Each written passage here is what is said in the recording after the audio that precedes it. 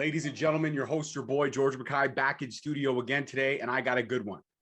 I got somebody who's one of my personal favorites, and I only discovered him about 5 months ago. Please help me welcome Slice Boogie to Straight Talk Wrestling. How are you, sir? I'm good. Straight Talk Wrestling. What's good? Slice Boogie is in the building. Talk to me. I'm talking to you, man. Queens, New York. Represent, right? Yes, sir.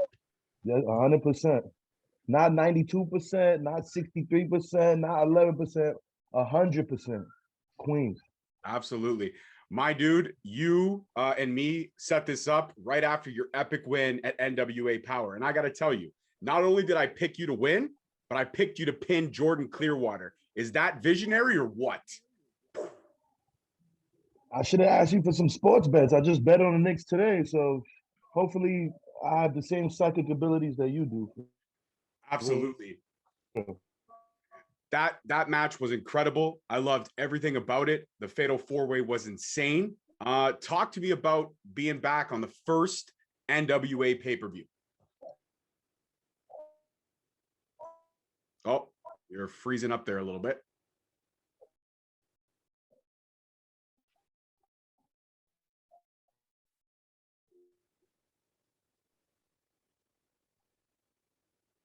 Can you hear me?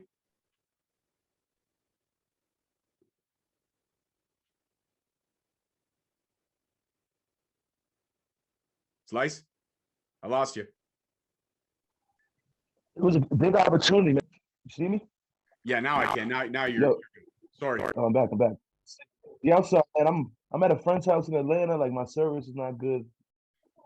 But NWA back for the attack, man. I'm not gonna say I was nervous because like this is what I'm a professional. But I was definitely eager to show a new audience what I could do, especially an old school audience that appreciates wrestling, but maybe hasn't seen somebody with the type of energy I'm bringing, or even someone from my background. You know what I mean? I feel like I'm representing a whole different demographic, a younger urban market, maybe an untapped market. That people who like rap or like basketball, like that crowd who might have swayed away from wrestling, because we all used to love wrestling. Stone Cold in his prime, 98, 96, Monday Night Wars. But a lot of my friends who are from the hood who used to like wrestling, they tuned out. You know what I mean? When Cena was on top, much respect to Cena, Hall of Famer, they tuned out. You know what I mean? So if they could see somebody who dresses like them, talks like them, acts like them on pay-per-view, maybe they'll tune in. You know what I mean? Maybe they'll think, oh, maybe what's going on in wrestling that they got a young hood dude getting mic time, getting face time, getting camera time. So the match, I was happy with it. Not as easy as I thought it would be, but at the end of the day, it's all about the W. That's all it's about. And as long as people are happy with it, people were entertained, I did my job. Oh, you 100% did. I was so excited for that match. I was excited for that pay-per-view. That pay-per-view was one of the best that I have seen all year, and I'll put my stamp on that. I love the NWA. I love that old school feel like you were talking about, and I love seeing these younger talents getting those pushes. And that Fatal 4-Way showed us what's next in line for NWA. And right after you won that match, there's only one opponent that I could see you going toe-to-toe with, and that's Pope for that World Television title. That's got to happen. And if that doesn't happen, like I tweeted before, if you don't win, we riot. If that match doesn't happen, we should riot. Because you versus Pope, that's a 5-star match all day long. Yeah, I was watching him all week, and he didn't have a bad match. Very smooth in the ring, athletic. I probably have him as far as the power is concerned, but he's probably a little more athletic than me. Obviously, he has the experience, but is he as mean as me? Not even close. So I think that would be a real good matchup. Two clashing personalities. He's a real smooth guy, you know. I'll lose my temper before he would. But I think it would be real good, man. They put me up on that podium. Let me talk my talk. I think we can make some history if that comes down the line. Absolutely. And that's a match that if that comes down the line, you know I got you. I'm all over it. I'm promoting the shit out of it to make sure everybody is tuning into Power on Fight TV. But as I said at the top of the show, I discovered you about 5 months ago, and that was at your match with Davey Boy Smith back in December 2020. I'm a big fan of Davey Boy. He brings that old school feel and he's lineage. He's a legacy in this business. And you went toe to toe to him. And I love that. I mean, it didn't go your way. You lost via the running power slam, but still, that match was pure power versus pure power. And I loved every single minute of that. So talk to me about that. Cause I mean, you've only been in the business now for about 2 years, but getting an opportunity to go at somebody like Davey Boy Smith, who's honed this craft, who's made a success in MLW, made a success on the indies, made a success all over WWE where he got his start. And you're going toe to toe with him. And not only did you go toe to toe, but you had some close falls. There was some close 2 counts. You really had him on the power game. And he seemed to be a little bit surprised by you. You went in there though as a professional and you handled your business. But talk to me about that match. I'd say as far as just from a pure wrestling standpoint, he was probably my toughest opponent. He's been wrestling 20 plus years. His lineage speaks for itself. You know what I mean? It's one thing to wrestle like Nick Gage. I wrestled Nick Gage, who was doing very well for himself, who was a hardcore, crazy guy. One thing for me to wrestle him, which is more a test of toughness, you know what I mean? A test of how crazy can we be, versus wrestling Davey Boy, who probably knows every hold, every counter, every trick in the book. Not to mention 6'5", 270, 260 monster of a man who could rip your head off. It was a good test for me, and I think it also showed people that I belong in the ring with these type of guys. They have more experience than me, but am I coming out here on TV or on pay-per-view or wherever you see me, am I coming out here wrestling like I've only been wrestling 2 years, nervous, messing up, you know what I mean? Not doing what I'm supposed to do, or am I coming here bringing the fight and fighting for my life? Like I need to win these matches. I think it was a big test for me to show that I belong with pros. I belong amongst the pros. Do I deserve a title shot? Do I deserve to win a belt right away? Maybe not, but I'm gonna show you why I'm in this business. I'm gonna show you why they got me on TV after I've only been here 2 years. There's people who've been wrestling 20 years. They might know how to wrestle, but are they bringing it all together? Do you want to watch them? Do you want to watch them versus Davey Boy? Maybe not. But once you start seeing me in the ring with these people, you're gonna be like, oh, I want to see more of this guy. I want to see what he could do against a Nick Aldis. What could he do against a Trevor Murdoch? What could he do against Elijah Pope? You know what I mean? What would happen if he got in the ring with these guys? Would he lose in 3 minutes? I don't think so. I think Nick Aldis might take this guy lightly, and the mean streak will come out of him when Nick Aldis will have to step his game up. You know what I mean? Maybe I'll surprise Nick Aldis. Maybe Pope will think he's faster than me, and maybe I'll surprise him. Maybe I outsmart Trevor Murdoch.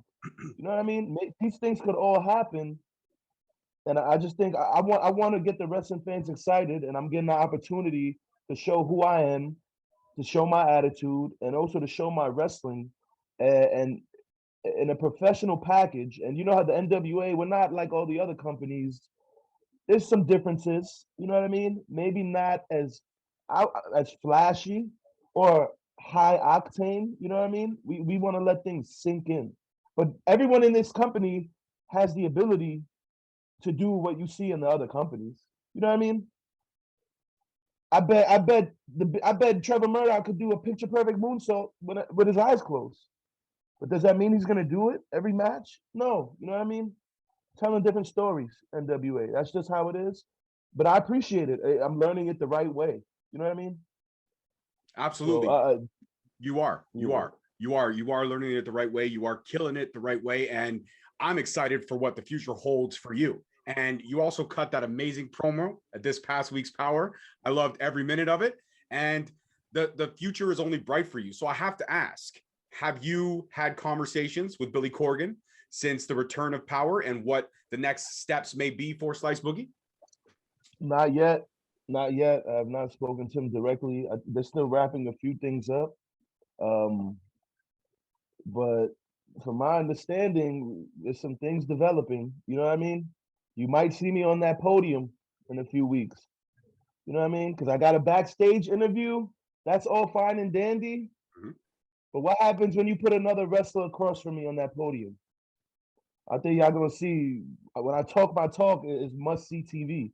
So in the next few weeks, you might see me on that podium and there's more matches of me coming up. That's what I'm gonna say. I'm not gonna spoil anything. I'm not done wrestling for NWA. I'm not a one and done. I'm not a two and done. I'm not a three and done. I got a couple more matches up the pipeline. And I think maybe once these matches come out, maybe Billy, we'll start to figure it out. You know what I mean? But I'm be in the next few month or two of NWA, and then we'll figure out what's down the line. You know what I mean? Absolutely. You are going to be my second interview in May when it's dropping. So we have some time, obviously, to see more of you and see what you're going to do. But one thing I am really excited about is I want to go back to the beginning. I want to go back to, I mean, that defining moment that you fell in love with this business. And I don't ask this question too often, but in doing my research today, there's so many layers to who you are as a person and where you developed this great character that you got going. But I know you were trained at the Santino Brothers Wrestling School. I know that that's where you honed your craft. And you mentioned earlier in the interview that a lot of your friends, they checked out after the Monday Night Wars and all that, the Attitude Era, they checked out, but you stayed relevant. So what was it about the business that kept you coming back? No, I definitely checked out too. Okay. I checked out too. I always loved wrestling, but when I was little, and I would wrestle outside in the parks, like in the projects, they have like a rubber mat, so you could do some moves without dying, right by the slide, jump off the slide, elbow drop. But I never thought I could be a wrestler. You know, I wanted to go to NBA my whole life. So was I good enough to make the NBA? Hell no. I didn't even get a D1 offer. You know what I mean? I had a couple like a D2, D3 offers, but D3 you got to pay your way anyway. You know what I mean? And I got into some trouble, but my main focus was on basketball. I would watch wrestling every now and then. You know, like Undertaker's WrestleMania matches. I'm not gonna miss those. You know what I mean? Shawn Michaels, Flair, like the big matches. I would watch it every now and then. But it wasn't until Okada versus Kenny at Wrestle Kingdom that I started tuning all the way back in. You know what I mean? Well, it opened my eyes. Like, what the hell is this? I've never seen a match like this. I would watch, you know, King's Road, All Japan. I was in tune with Japan, but like New Japan, that's a different ball game. You know what I mean? So I started falling in love with wrestling then. I was like, wow, what's going on? And I just started working out, cutting promos with my friends, shooting the shit, and I decided to like go train. Let me just do a 1 day class for fun. You know what I mean? What's the worst that could happen? I'm not good enough to be a wrestler at 32, 33. Big whoop, you know? But I was the best one there. Like as far as I can't even give you a defining moment when I fell in love with wrestling as a kid because it was always on the TV, always on TV. Whenever there was wrestling, it was always on the TV. Saturday, Sunday, and it was WWF, it was WCW. It would be sometimes like Telemundo, Univision, those are like Spanish TV. It would be like Lucha Libre sometimes. Not that I grew up on that, but it was just always on. My brother would have it on, and that's what I fell in love with, you know? That and, you know, Saturday morning X-Men. You would watch X-Men or whatever Saturday morning cartoons, and WWE would come on right after in the afternoon. So like I was locked in. I was always locked in. Absolutely. And you mentioned X-Men. So, I mean, I know what your Saturdays were like. They were built around the same schedule as my Saturdays were. Grab a bowl of cereal. You had X-Men. Then you had a little of the, I guess you say the tween TV. You had your Safe by the Bells, your hang times. And then you'd switch right to wrestling at noon. Yeah, you got it. You got the schedule down perfect. I'm showing my age because I don't know. They've been saying that like I'm a young up and coming talent, but I'm not really like young. You know what I mean? I'm just young in my career. But you see the way I'm handling myself out there, I'm a grown ass man. I'm not. I don't know how old Jordan Clearwater is. He's not older than me. I know he doesn't have life experiences like me. Much love to him. Congratulations to him on his debut. But I'm not a baby. Like I'm, you know what I mean? I'm exposing my age. That's okay. I'm 37. We good. We in the same age group. 80s babies, man. 80s That's babies. it. The best generation. The best generation. We grew up with that 90s hip hop. We grew up with all the good stuff, man. All the good stuff. But I want to talk to you about the evolution of Slice, the evolution of the character, because the one thing that I noticed about you, like during that match with Davey Boy, and I have to go back to that because that was a moment for me. That's when you won me over as a fan. After that, I was all in. I was like, I don't know who this guy is, but I got to get on this train. I got to figure out who he is, and I got to find as much available content as I can. And I found some other great matches of yours on YouTube, clips here and there, snippets and all that kind of stuff. And then when I knew you were going to be at Back for the Attack, I was like, yes, this is incredible. This is what we need. We need that. And the three things I noticed about you: intensity, the way you carried yourself, the professionalism that you handled yourself with, and the fact that you could handle your business in the ring. And then on top of that, you got the promo skills. You literally are the whole package. And that's why maybe 32, 33, you might be showing your age. But the fact is, from a longtime wrestling fan like myself, 30 years, and I never really checked out. There's maybe a couple months here and there where I didn't watch. I took a break, but I've always been in.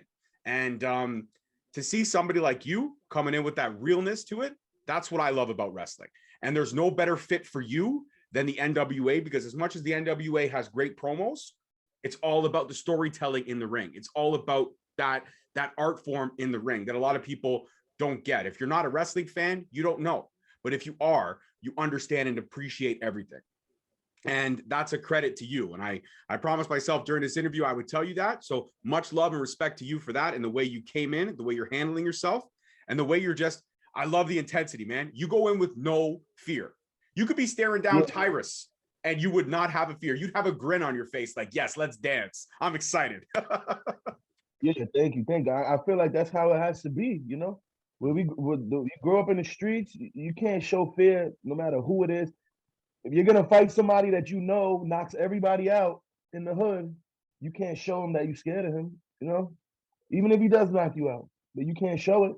You can't show anybody that you're scared. I treat it the same way in wrestling, you know what I mean? No one wants to see a coward, you know, and if they do, he's a laughing stock. Or if you want to act like a coward to trick somebody in mind games, that's all fine and dandy. I've done that before, you know. I've faked a knee injury. You know, ref had to step in. Guy pushes the other wrestler back. Wrestler comes to see what's going on. You know, I wasn't hurt. I won the match just like that. I have no problem outsmarting somebody, but I'm not showing fear. I'm not showing fear. And if I do show fear, I'm probably just playing head games. So I feel like you have to be intense. And Santino Bros, they tell us, man, once you go step through that curtain, it's fucking game time. It's game time. And a lot of people, they forget that. They forget it. They worry about the fucking arm drags more than the characters. We want to see characters. You know what I mean? If you're watching Bloodsport or something like that, Bloodsport is all in ring. Maybe you could tune out with your characters. We want to see shoot style wrestling. That's fine. You know what I mean? But if you're coming to see a pro wrestling match, especially somewhere like NWA or wherever, you want the characters to make everything else matter. The moves don't make the character matter. The character makes the moves matter. And that's wrestling. I 150% agree with you. That statement is the truth of the business through and through. But character development for you, I mean, it must be easy. I don't think there's any layers to Slice and a difference between you and Slice. I think Slice is you through and through, and it's not turned up to 10. That intensity's always been there. So I think when you come out as Slice, we're getting it. Like right now, talking to you, I'm getting Slice. I'm not getting anybody else. And I appreciate that. I really, really do. Yeah, it is me. Like, so I never had to figure out a character at wrestling school. You know what I'm saying? I never did. There's people going through multiple characters. They think they have it all figured out. And then the trainers be like, this is shit. This sucks. What are you doing? Whereas within the first few weeks of wrestling school, I started getting comfortable. So I would talk shit during the match, during our training matches, during training, and I would pop the trainers. They would all laugh. So they told me do more of it. So I would just talk. I would diss people. I would insult people during the match, in between. And that's just mean. That's just how we are. Like we call it ranking in our hood. We'll rank on each other. We'll make fun of each other. You know, and it's not with malice intent. I'll make fun of my friend. I'll make fun of my friend's hat. You know, he'll make fun of my jeans.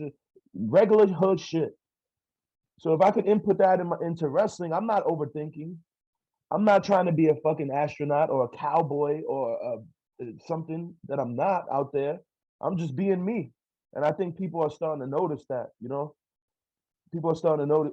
Obviously, Slice Boogie is a little more, Slice Boogie is me off of like half a bottle of Henny. You know what I mean? Turned up a little bit. Mhm. I'm not. Once people get to know me, I'm probably a little more silly. I'm like people I'm closer to. I'm a little more silly. I could be a little more lighthearted at times. But if you don't know me and I'm outside and I'm drunk off Henny and you see me on the block, that's me in the wrestling ring, 100%. No, no ifs, ands, or buts. So there hasn't been much development. Obviously, I don't. People, in this day and age, do you lean heel? Do you lean face? Some people would see me as a bad guy, but some people can't love. They love to hate me, like they root for me as a heel. Whereas I don't think I'll ever be a white meat baby face, but maybe I'm still learning how to garner compassion. But that's not really my style. You know what I mean? Mhm. But as far as the characters, like I'm still learning just how to be a little more on the face side of things. But that'll come with time. That'll come. It'll come. Abs- it will come for sure, but also too, there's nothing wrong with being the anti-hero. You could still be dark, you could still be that heel side of stuff, but you can walk that line, that balance, if you know what I mean.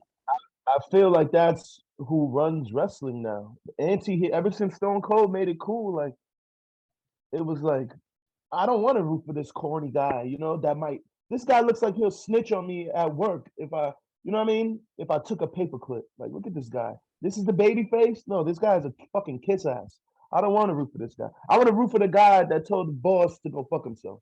That's who I want to root for. Because I wish I could do that. I wish I could talk to people the way he does. I wish I could tell people that I don't like to go fuck yourselves. And Slice Boogie will do that. So that's why it's just I feel like I'm leaving it up to translation. Obviously, TV and this and that is different things. Mhm. People have plans for you, but I've always appreciated the anti-hero, man. I always even you look at Dean Ambrose right now. Sorry, John Moxley, what he's doing in AEW, like he's not like a friendly, nice guy, but he's kind of like an anti-hero. He does things his own way. He's losing his mind. Like every major company has anti-heroes right now, and I can't think of any like. It's hard for a white meat babyface nowadays, man. Maybe for a woman, a white meat babyface women's wrestling, I think it's a little different. Um, but even then, Becky Lynch, anti-hero, like she had like the best year, like what, 2, 3 years ago? Like that was her year. So I don't know. I think character-wise, it's just all types of things. Like who's the only like what white meat babyface do you think is like really over? I would say Orange Cassidy. He's kind of like a white meat baby face. Mhm. Yeah, I would say It's Orange very Cassidy for hard. sure. It's very hard to pull off in this day and age. Very hard. So kudos to him. Absolutely, you're right. The baby faces, Orange Cassidy would be the only one. If we're going to talk WWE, I would probably have to say it's really hard, man. I would probably have to say Drew McIntyre because he's not really a bad guy. He's a straight good guy. So he is over, even though he's going up But against he Bobby always Lashley. goes back and forth, though. I feel like he's always back and forth with Yes, it. you're right. You're right. He walks that line. So you know what? Other than Orange Cassidy, the straight up babyface, I cannot think of anybody else. You're right. You're right. I got to Yeah. give the devil his due on that one, man. You're 100% So, right. like, as far as like women's wrestlers, white meat baby face, I don't know why I just thought of like Kylie Ray. Even though I think she's coming back, maybe not, but like she was like a pure white meat baby face who was doing pretty well for herself. True. Kind of like Bailey was before she turned heel. But even So still, now we can't say that anymore because Bailey's now walked the line. She's gone heel, she's gone face, she's gone heel, right? she's succeeding doing both, but she's like such a good wrestler. So it's crazy, man. It's some people and they're able to walk those fine lines. Kudos to them because everyone can't do it. Some people cross over and career over. Yeah. Yes, and I could think of some careers that have went downhill when they try to do the crossover, and some careers that when they did it. Look at John Cena, right? John Cena, he stayed stagnant. He never really progressed. Once he hit that good guy side of stuff, he stopped. Everybody forgets he was a heel because he was a good guy for so long that it didn't matter. And I don't think that you have to worry about that because I think your progression is going to get better. And you mentioned so many amazing names like you and Trevor Murdoch. That would be a great match. But you and Nick Aldis, whew, that's another level. But I feel like, talk to me about Back for the Attack for a second before we get into Nick Aldis, because I feel like everyone there really put on a show, especially for Joseph. especially for question mark. Everybody went a little harder that day to try to steal the show because of what it represented. It also represented the return, the rightful return of one of the best promotions in wrestling. And I've stated that since Power started. I have been firmly behind the NWA and what they are doing. So talk to me about that. Yeah, I didn't know him personally. I didn't know Josephus personally. I never met him, but from my peers, like Brody King, me and Brody King are close. When he passed, we were working out together. I was like, wow, look at this guy pass, and Brody's like, yeah, I met him, man. He was like a really good dude. And Brody's a good dude, and I trust his judgment with people. We kind of have the same judgment with people. We don't like the same people, and we do like the same people. You know what I mean? Like, um, and I just felt bad, Just death is not stopping. Death is during, like, think of Brody Lee, think about all the wrestlers we've lost, think of all the people we've lost. Not even wrestling, just during this year, terrible. Um, so the mood there, it was pretty. It was just, I feel like NWA, everyone is not trying to outshine each other. Oh, we're working collectively to put on a product, put on a good show together. These guys are pros. A lot of these guys, ex WWE, you know, they know how to. They want to, like, I was talking to Aaron Stevens, and he's telling me, a real pro is trying to make the other guy look good. Mhm. And when that's infectious, you know what I mean? When something like that is infectious, the show is going to be good. It's not going to be inconsistent. It's not going to be, oh, these guys did way too much. These guys did way too little, because we're working together. And it wasn't until the show wrapped up that you saw people crying backstage. You know what I mean? After the Josephus tribute, people were crying backstage, and it lets you know, like, this guy was really well liked, really loved in that locker room, and that he was a good guy. There's people who are assholes, there's people who are good guys, there's people, but this guy was not. No one had anything bad to say about the guy, so it sucks. So I wish I would have got a chance to meet him, chop it up with him. I was trying to talk to as many vets as I could for input, but I feel like the consensus was that the pay-per-view was good. People were pleased.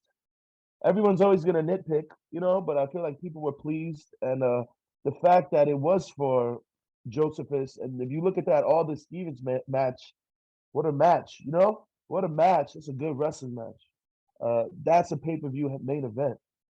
Right, like, you see, it's like you see Stevens doing these things. Like, I didn't know he could do that. Yeah, he could. He could probably do it all. Maybe he can't do a 630, but he could do it all. And when he wants to wrestle, he's gonna wrestle his ass off. Mhm. And I think he did that for Josephus. You know what I mean? I think he did it for him. So I was like honored to be a part of that show. 100%. And again, to all those people who are going to nitpick, I have one thing to say. Actually, I'm not going to say it. I'm going to quote one of our favorite wrestlers. It's going to go right there, double middle finger, because that pay-per-view was stellar. The price point was excellent, and I was thoroughly entertained for 2 hours. And you can't ask for more than that. Every match on the card I enjoyed. Every match on the card I was pleased with. And every match on the card was incredible. And the Nick Aldis match and Stevens match, Aaron Stevens match, was absolutely special. But that's because both of those guys are special. But it didn't outshine the whole card. The whole card collectively worked, like you said. And I think that everyone, once the emotion set in, and Joseph was gone, but I want to quote one of my all-time favorite rap songs. And it's by the lead singer of Linkin Park when he did his Fort Minor side project. First breath in, and the clock starts ticking. There's no stop. That's literally when the watch starts. The minute a baby inhales their first breath, the clock starts ticking. So we only have till we're supposed to have on this earth, and then we go to the great beyond. And it's what you do here that counts. Reputation counts. And we saw that with the respect and the tribute for question mark Joseph's. Everything that was done for him was done out of respect, love, and appreciation. And that's what you want to leave the earth here. When your time is done in the ring, you want to be able to walk out the same way you walked in, with your head held high, no regrets, and that you had a great career and you were a pro. And I think you've got all the makings of those things. But now I got to talk, because now you put the idea in my head, Nick Aldis. I got to talk about that. If you and Nick Aldis ever have a chance to dance, and that's what I call wrestling in the ring, it's dancing, it's an art form. It's two people going at each other, and ring chemistry has to be there.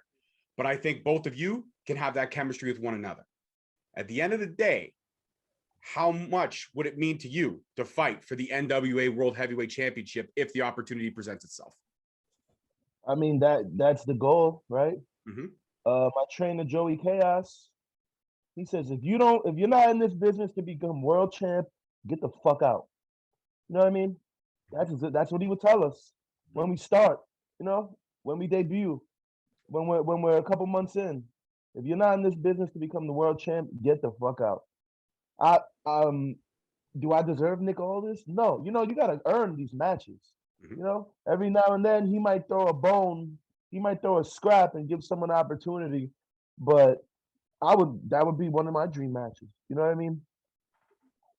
Do I deserve it yet? Am I ready for it yet? Who knows? But the goal is always to be world champ, and that belt, someone like me, where I'm from, to hold that belt, it would be crazy. It would be crazy.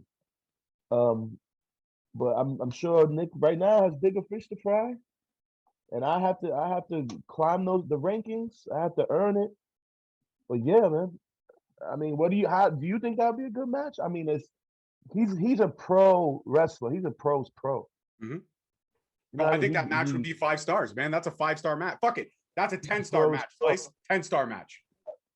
I don't know, man. I just know he's a pro's pro, and I would just have to be as mean as possible. Try to break him down. Try to. He's been wrestling way longer than me, but that means his kneecaps, his elbows, his back took way more damage than mine. So it would be like a dream match, like I said, man. Looking back, it's not like I'm at a company where some of the guys I look at, I'm like, and then some of the guys I'm like, oh, I have a match with them. Like, look at there's pros here, you know. Another guy who I would like to have a match with is Darren Young. You know, this guy I think he's one of the best sellers in wrestling. The way he sells is incredible. I'm like, looking at this guy. Like, I don't know, man. I'm excited about wrestling people at that backstage, man. There's a lot of names, and I'm gonna learn from all of them. You know, who's back there with 2 years experience? Only me. Only me. Everyone else has been there and done that. Whole weekend I was chopping it up with Austin Idol. You know what I mean? That's nuts. NWA legend. We're going over promos, just talking and shooting shit about life. I told him one of my dreams is to own a pizzeria, and he's like, he owned the pizzeria for like 10 years. I'm like, are you fucking kidding me? I'm like, you live my dream, Austin Idol. He's like, nah, baby, you just starting your dream. Yeah, it was incredible experience, man. These past few days. Okay, so now you've got me because I love pizza. I mean, you can tell I'm a bigger guy. I love my pizza.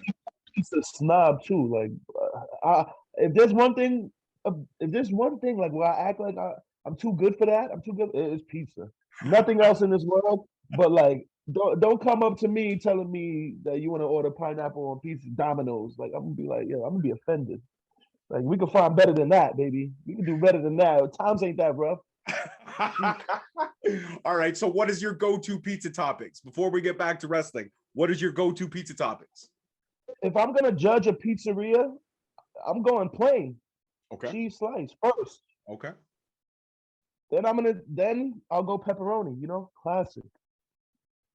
And then usually maybe I'll go mushrooms. It depends how I'm feeling. I'm not a fan of pineapple. I'll eat it, but I'll never spend my money on it. You know what I mean? I'm never gonna spend a penny on pineapple pizza. If it happens to be there, I'll eat it. You know, the Hawaiian and all that, but I'm not a fan of that, man. I'm willing to try almost anything. And when I open up my own pizzeria, I have crazy ideas, but I'm not gonna. That's down the line. Like, that's like retirement. You know what I mean? I hear you. And listen, I don't want your opinion of me to change. I do like Hawaiian pizza. It actually is my go-to pizza, but my wife. Your go-to pizza? Oh, nah. Hold on now. Hold on. I'll put you in a sleeper hole right now. Okay. Where you from though? Where you from though? I'm from Toronto, Ontario, Canada. Okay, so you kind of get a pass. All right. You kind of get a pass. But my wife is full Italian. Oh, okay. And my wife has actually changed my palate when it comes to pizzas. One of our favorite pizzas where we order, it's from a local place here in Brampton, where I'm actually from Brampton, which is just outside of Toronto. It's called Gusto Pizza. And this is the go-to pizza. It is prosciutto, roasted red peppers, Okay. and bocconcini cheese. And that I'm shit, not sure. What's bocconcini cheese? Is it like the it's a cream? soft mozzarella. It's a soft, Okay. wet mozzarella. But oh Okay. my God, Okay. Okay. that's the pizza. Red sauce, obviously. Red Red tomato sauce, but roasted red peppers, prosciutto, and the bocconcini cheese. Whoo, change your life. Change your life. Oh, yeah. Especially if the peppers are charred a little bit. Oh yeah. Forget it. Oh yeah. You got. I mean, I'm from New York, man. I'm sure I'm sure it's good in Toronto, but if you come to New York, the pizza is done. It's not. It's not hype. It's not. It's not fabrication, man. New York has the best pizza. I live in LA and it's rough. You know, I have some places that are cool, but I go home. I just eat pizza and Chinese food until I can't breathe because it's not like it anywhere else. You know. Absolutely. Well, when the borders open, I'm gonna have to take you up on that. I'll have to meet you up in New York, and you'll have to give me the pizza tour, the pizza 101 psychology, if you will. You have to give it to me. No problem. No problem. So one of my final questions, and we're gonna wrap it up. The Forbidden Door that's been opened. Everybody knows what it's about. We've got Impact crossing over with AEW crossing over to Impact. We've also had some NWA stars on AEW, and they've represented the titles. Thunder Rosa was one. Serena Deeb currently out with an injury. She's another. We've seen these stars. We've seen these doors. If the potential to be part of the Forbidden Door was available to you, would you take that opportunity? Hell yeah. Hell yeah. Kenny Omega is like the reason I like went. I even just fell in love with the sport again. So why wouldn't I? Even if I don't, I think that's my dream match. That him or AJ, you know, those are my dream matches. Like if I could pick any two, but I would love it. Yeah, I would love it. You know what I mean? It's crazy that it's happening like this now. When you look at it, it's crazy. New Japan, AEW, Impact, all these companies. I would love it. You know, I'm not trying to limit myself, but that NWA roster is loaded enough. But if you're talking to AEW and all these other companies, yeah, if they wanted us to work with each other, hell yeah. I'll never want to turn down experiences like that. And I think I'll show my ass off on TNT, to be honest. I think I you don't would think too. anyone people like to compare me to Eddie Kingston, but we're both from New York. We both talk our shit, but I think we're different. You know, he's a generation before me. I think he's like 5 years older than me. He's like my older brother. He reminds me of that generation. You know, I think we wrestle different, but what if I wrestled him there? You know, that might be nuts. That might be nuts. If I get my name up on NWA Power to where I'm sure it's gonna happen, where like more and more people are starting to recognize me, and once they see what I'm about, then I think the more they see me, the less they'll compare me to him. You know, or maybe they'll just see the differences in our wrestling style, our attitude. You know, I'm a little more flashy. You know, he the way he talks, he brings out a little more emotion. He's able to like I said, garner that compassion more than me. Whereas I'm I'm a little funnier, you know, a little meaner, but I don't know, man. The crossovers, I'm just trying to get my name up for people to be like, oh, I want to see him versus the guy in that company. And if it happens, it happens. And I'm gonna keep working hard until it does. 100%. You know you got a fan in the six. Canada is here. We're with you. We support you, and we appreciate you. I do. Like I said, you won me over 5 months ago, and I've been following you ever since. And I was so super stoked for this interview, and it couldn't have gone any better. And I appreciate the time, minus the Zoom fuck up, but that was Zoom's fault. It wasn't my fault. It was Zoom's fault. It's not us. Remind me not to buy any fucking stock in Zoom. 100%. And also, I'm thankful that you don't hate me for saying pineapple on pizza is okay. I appreciate you not hating me. You grew up in Toronto. I'm gonna let it slide. I'm gonna let it slide. I appreciate you. I appreciate you, sir. I want to thank you for giving me the time today, and I want to officially let you know you are now a member of the Straight Talk family. You and I were on Instagram together. We converse with one another all the time. And you know I'm going to be right there with you. And every time you have a killer match, you know I'm going to be sharing the story. You know I'm going to be telling you amazing match. And like I said, I had a fan geek out moment when you shared my story. And then I was like, dude, great match. And you were like, thanks, bro. And I was like, hey, can I get you on the podcast? And you were like, yeah, let's set it up. I was like, oh my God, this is the easiest thing ever. And I appreciate that, man. I really do. I'm a fan. Yeah, I'm not. I live in Hollywood now, but I'm not Hollywood. You approach me in the street, I'm like, I'm real as it gets. Like, I don't know. One day I signed a $10 million contract. Maybe I act a little different. Who knows? But I'm not there. Who knows? I'm not there now. I'm still in the streets. I'm accessible. That's it, man. I appreciate people who appreciate me, because there's a lot of hate. I know I'm doing something right when I see people hating on me on Twitter. I know I'm doing something right. The more haters, the better, you know. But then also when I have people who appreciate what I do, I got to show the love back. Mm-hmm. That's all it is. We're not kissing ass. Like, just appreciate, you know what I mean? Appreciate the art. Absolutely. So I appreciate you, man. But you support me early in my career. I'm still early in my career. I ain't nobody, you know? So it's not like I always like when people, they don't jump on a bandwagon. It's no bandwagon, you know? Oh, I like that guy.